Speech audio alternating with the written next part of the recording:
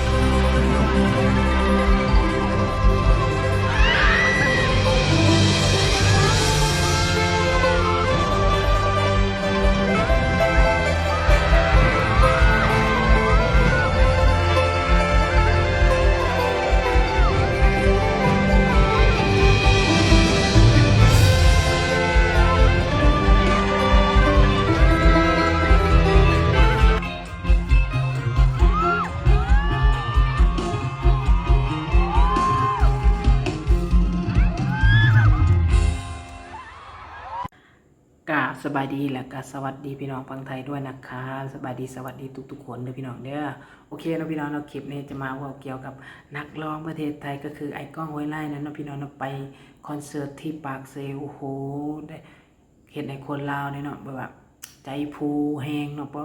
ทุกบางคนไปจนเต็มคอนเสิร์ตนะพี่น้องเนาะจนล้นบางคนก็เข้าบ่ได้เนาะอายุบ่ฮอด18เห็นว่าบ่ได้เข้าเนาะ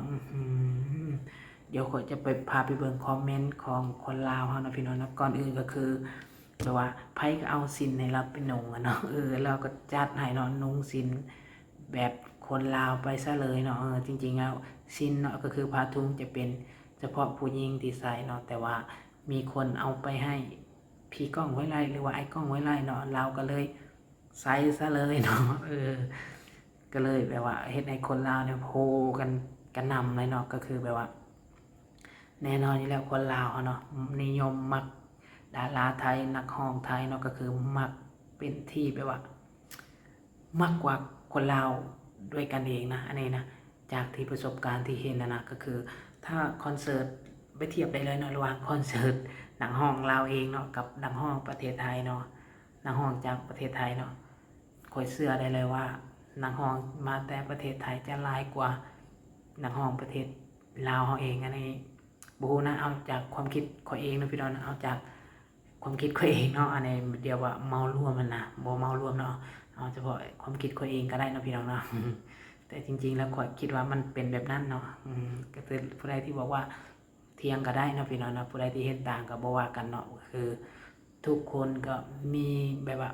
ความมักความชอบของแต่ละคนบ่คือกันเนาะพี่น้องเนาะโอเคเดี๋ยวจะพาไปเบิ่งคอมเมนต์ของคนลาวว่าสิว่าจังไดเนาะก็คือข้อยจะพาไปอ่านชดๆเลยเนาะนี่ชดๆเลยเนาะจากตอกเนาะคอมเมนต์ที่1เนาะคอยเอาให้ลาวเองอย่างก็คือเอาน่าจะเอาผ้าถุงให้เนาะนั่นกูว่าละเนาะขออภัยนะพี่น้องคำมุสุภาพเนาะมันเป็นชดเลยเนาะขออนุญาตนำคลิปไปลง FC กับพี่เบลยังไงนะพี่ก้องพี่เบลได้ไหมคะแอดมินเขากับประมาณนี้เนาะน่าจะเป็นพี่น้องทางบางไทยขออนุญาตคลิปนะพี่น้องเนาะอันนี้ก็ขอก็เลยอ่านไปเลยเนาะเพราะว่ามันเป็นชดนะพี่น้องอยากเห็นหน้าคนเอาให้ฮ่าอย่างประมาณนี้เนาะให้ไผก็ให้ได้แต่อย่าให้ไอ้กล้องอย่างประมาณนี้นะพี่น้องเนาะไผเอาให้แล้วใส่อันนี้ประมาณนี้ก็คือถ้าแปลเป็นไทยก็คือใครไปเอาให้พี่เขาอย่างประมาณนี้นะไผก็คือใครเอาไปให้พี่เขาใส่อย่างประมาณนี้เนาะผ้าถุงเนาะจริงๆผ้าถุงมันจะเป็นเฉพาะผู้หญิงเนาะพี่น้องไปหาไอ้กล้องแล้วเขาบ่ได้อย่างประมาณนี้เนาะพี่น้องเนาะแล้วก็มีคนตอบแมนคนหลายพูดนั่นก็คือคนเยอะมากนะพี่น้องนะประมาณนี้ขอแย่เป็นแย่ อย่างประมาณนี้เอาไปให้เมียใส่กะได้อย่างประมาณนี้แม่นไผให้สินลาวอย่างประมาณนี้ก็คือผ้าถุงอยู่ประเทศลาวก็จะเรียกว่าสินนะพี่น้องเนาะเขาผู้หญิงใส่ติบ่อายทำไปได้อย่างประมาณนี้ไปเบิ่งคอนเสิร์ตไปเบิ่งตลกอย่างประมาณนี้เนาะคือให้แต่สินกับผ้าเบียงคือบ่ให้เสื้อ ให้แดอย่างประมาณนี้ก็คือทำไมให้แค่ผ้าทุ่งกับผ้าเบียงเนาะผ้าเบียงอันนี้ก็คือมันจะมามีแบบนี้นะคนลาวนะมักใส่เนาะ เป็นแบบนี้บ่ขายให้ละเด้ออย่างประมาณนี้เจ้าก็เฮ็ดไปได้เนาะพอใหญ่ก้องอย่างประมาณนี้ทำอะไรก็รอสุดยอดอย่างประมาณนี้เนาะมีทั้งคอมเมนต์พี่น้องคนไทยแล้วก็คนลาวเนาะแล้วเลยสินแม่ข่อยอย่างประมาณนี้หมดยังหมดปัญญาเข้าบ่ได้อย่างประมาณนี้น่าจะคนเยอะเนาะเฮ็ดให้คนนี่เข้าไปบ่ได้เนาะพี่น้องเนาะก็คือล้นไว้ง่ายใช่เนาะเต็มคอนเสิร์ตเนาะไผเอาสินให้ลาวไผเอาสินให้ไอ้กล้องออกมารายงานตัวด่วนอย่างประมาณนี้ฮ่านานละ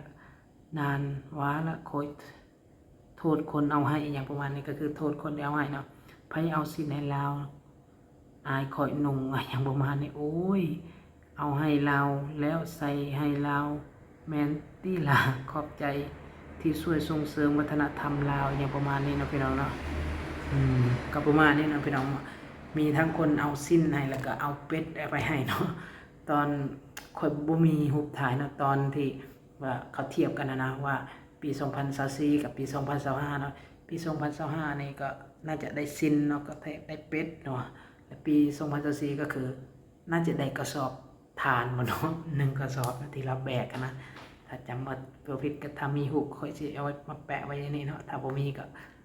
บ่เป็นหยังนะพี่น้องนะประมาณนี้เลยเนาะก็คือ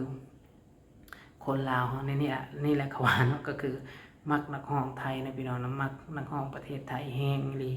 บ่ว่าจะไปนะพี่น้องนะเต็มมีแต่เต็มเนาะจนล้นจนเข้าบ่ได้นะพี่น้องเนาะอันนี้ก็ นี่คือคนอยากไปเบิ่งเนาะ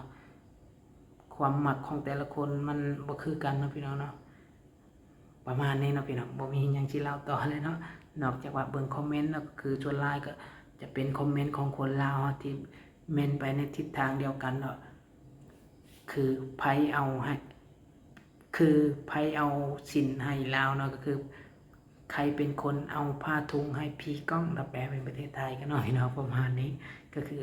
ลาวก็ใส่เนาะจริงๆแล้วมันเป็นเฉพาะผู้หญิงที่ต้องใส่เนาะแต่ว่าลาวใส่ก็เลยเป็นมีมของประเทศลาวไปเลยนะพี่น้องนะเป็นไวรัสหรือเป็นไวรัสหรือเป็นไวรัลนะก็บ่สะกดบ่ถูกคือกันเนาะแต่ก็ประมาณนี้แหละนะก็คือคนแชร์หลายใน